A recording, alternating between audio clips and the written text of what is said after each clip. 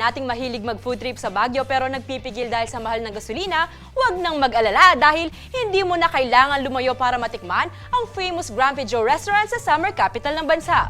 Nagbukas na rin kasi ang branch nito sa culinary capital of the Philippines, ang siyudad San Fernando, Pampanga.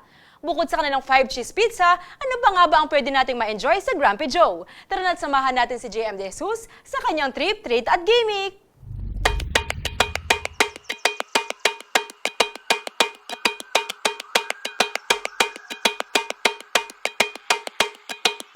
Atensyon mga kagimik! Hindi na kailangan pang bumiyahe patungong Baguio City kung ikaw ay nagkikrave ng paborito mong American-Italian dish sa Grumpy Joe. Dahil ang dinarayong restaurant sa summer capital of the Philippines, bukas na rin sa Christmas at culinary capital ng bansa. Personal favorite daw ito ng pamilya Gozon kaya naman naisipan nilang mag-franchise ng Grumpy Joe Restaurant dito sa kanilang hometown ang siyudad ng San Fernando. Nais din daw kasi nilang ipa-experience sa ating mga kabalen ang nakabubusog na pagkain na swak di lang sa panlasa, kundi maging sa bulsa. Yes, it's our personal favorite ever since na-try namin to. One is, for many reasons, is big servings, delicious food, tapos yung ingredients, as you can see, mafe-feature natin yung mga food natin. Lahat top-notch, ingredients, preparation, and everything. All are done professionally. And yan yung dinadala ng Grumpy Joe talaga is the quality of food. Nagsimula ang Grumpy Joe nung nawalan ako ng contract sa PBA. So, it was our plan B nung wife ko bago siya mamatay. Then, pinuntahan namin yung chef, which is si uncle ko, si Chef Jonic. Then, pumayag naman siya na magtayo kami ng business, which is doon kami nag-start sa pizza and pasta. At dahil nakausap na rin natin ang founder, tinanong na rin natin para sa mga curious nating kagimik kung sino nga ba si Grumpy Joe. Actually, yan ang pinakamahirap na itatak mo sa ano ng mga tao eh. Kailangan catchy. So, nag-isip lang ako, Grumpy Joe. Then, tumiming din na si Chef is Jonic ang pangalan. So, talagang umayon eh. Kasi knowing chef, talagang napaka-perfectionist niya sa loob ng kusina. Laging nagagalit yan. So, lagi may pinapagalitan dahil sa pag-aalaga niya sa resto at saka sa pagkain. August 14 na mag-soft opening ang Grumpy Joe sa Pampanga. And for sure, minsan yun na rin napansin ang pila ng mga tao at sasakyan sa harap ng restaurant. Kwento ng kanilang COO na si Matt Gozon, hindi raw nila inaasahan ng labis-labis sa pagtangkilik ng ating mga kabalen sa unang oras na kanilang pagbubukas. That time, nagbabalaksan na kami the day after eh. Pero nandito kami, we're running, nag-dry run ka. Tapos tinitingnan ko yung mga staff namin, inip na inip sila, sabi nila, sir, kaya na natin. So that time, nag-decide kami. Within an hour, 1 hour before opening, nag-post ako sa Facebook. Then after an hour, dagsaan na yung mga tao, andyan na sila. Kabilang sa mga pinagmamalaking dishes ng Grumpy Joe ay ang kanilang binabalik-balikan na 5-cheese pizza at ang mouth-watering na spicy seafood pesto. Kumpleto na rin ang lahat ng items, mapa-food and drink sa kanilang menu. Guys, you must try our spicy seafood pesto, lasagna, 5-cheese pizza, Grumpy Joe favorite pizza, and our many beverages offered at the bar. Also, our desserts, they're all good. Ayan. From the main course, appetizers, desserts, everything, must try. At hindi lang mga Kapampangan na nahuhumaling sa bagong bukas na restaurant na ito sa San Fernando. Sa sarap at sulit sa budget kasi ng mga pagkain, kahit ang mga non-kabalen ay talagang nagpunta at dinayo ang Grumpy Joe Pampanga.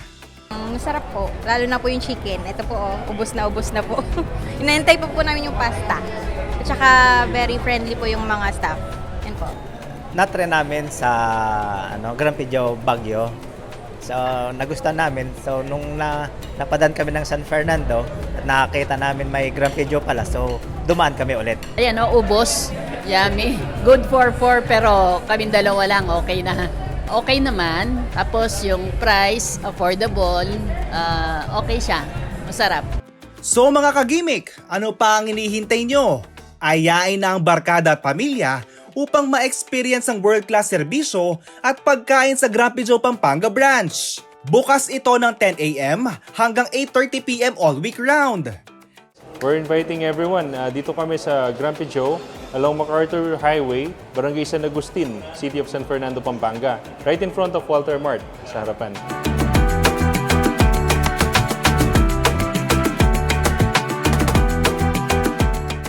Walang duda mga kagimik, this restaurant is definitely a must-try.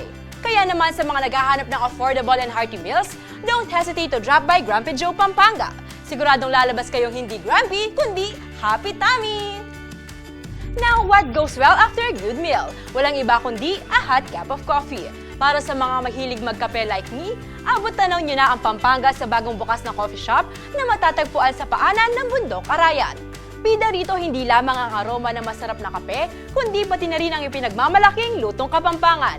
Very ideal ito para sa mga hiker at nature lovers. Narito ang trip treat at gimmick ni Paulo G. Santos.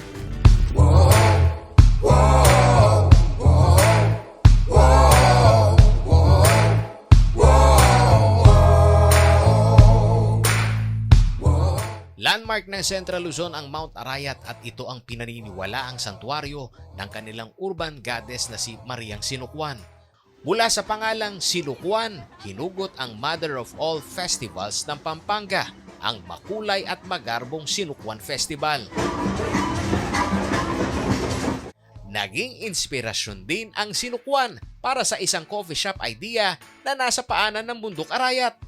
Gayon nga ay bukas na ito sa publiko ang Kape Sinukuan na matatagpuan sa bahagi ng bundok na sakop ng Barangay Baliti sa bayan ng Arayat.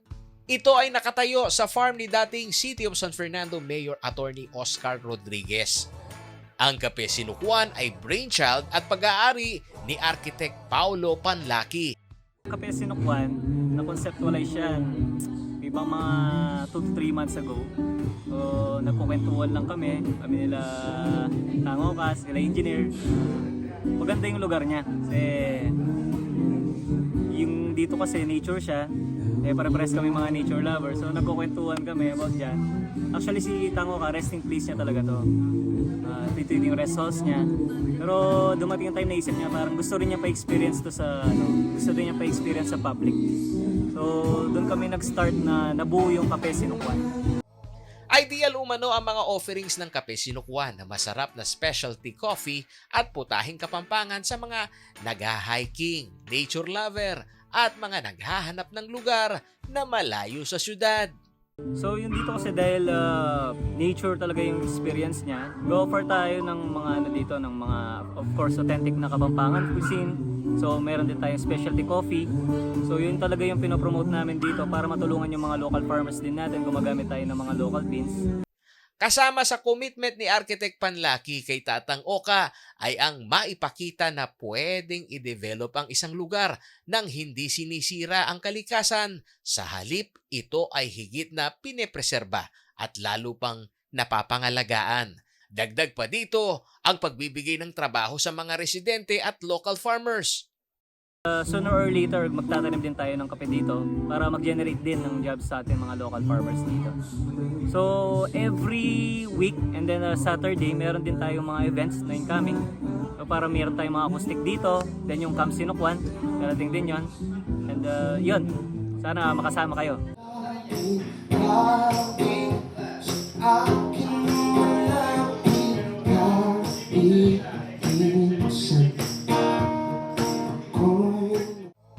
Nagustuhan naman umano ni Kong Oka na nag-agrotourism na tunguhin ng pagtatayo ng Kape Sinukuan kung kaya't pumayag siyang buksan sa publiko ang kanyang pribadong santuaryo.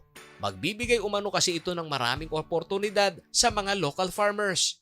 Kung bakit ako na-attract sa kanilang offer na mag-operate sila ng kapihan dito na catered sa lahat, particularly sa masa. Ang unang-unang nakita kong opportunity ng mga kawawang farmers ngayon ay isang avenue ito Kasi halos hindi na kumikita ang mga farmers ngayon sa mais, sa palay lalo na. Kailangan talagang magkaroon ng alternative na mga produktong nanggagaling sa lupa na hindi ganito ang tama sa mga farmers. So yung mga alternative crops. 4 na hektarya ang kabuang lawak ng Rodriguez Nature Park na napapalibutan ito ng mahogany at eucalyptus trees na humahalo naman sa masarap na aroma ng brewing coffee. Mayroon din itong view deck na kung saan mabibisitahan o makikita ang magandang kapaligiran ng Pampanga. Sa pamamagitan daw nito ay ma-appreciate ng mga tao ang ganda ng kalikasan. Ito raw ang gigising sa kanilang kamalayan na kailangang maprotektahan ang inang kalikasan. Ayon kay Architect Panlaki, sumasabay din sila sa uso kaya para sa mga hugutera at hugutero na gustong isigaw sa kawalan ang iba't ibang problema lalo na sa pag-ibig. Handog sa kanilang pag-emote ang area na kung tawagin ay Sky Spot. So yung kape kasi alam natin stress reliever yan eh. So meron tayong area dito, meron tayong tinatawag na Sky Spot kung saan pwede mong sigaw yung yung mga naguhugot, yung mga may nararamdaman dyan. Pwede nyo sigaw dito sa Sky Spot. Yan. Kung gustong maranasan ang lahat ng offering ng Kape Sinukuan, mula sa masarap na kape, pambatong pagkain ng Kapampangan, mag-bonding with nature at mag-release ng stress, bukas sila sa advance booking para sa mga special event. Mga ka-gimmick, sana nag-enjoy kayo sa isang masayang adventure dito lamang sa Trip, Treat at Gimmick. Join us next Friday for another episode. Be sure to follow our social media pages at CLTV36 Official. Pwede rin kayong mag-subscribe sa aming YouTube channel at CLTV36 Official at sa aming website www.cltv36.tv. You can also watch our program station-wide via Signal Channel 115 sa ating 39 cable partners at sa Free TV Channel 36. This has been your host, Liana Canilao. Till our next Trip, Treat at Gimmick,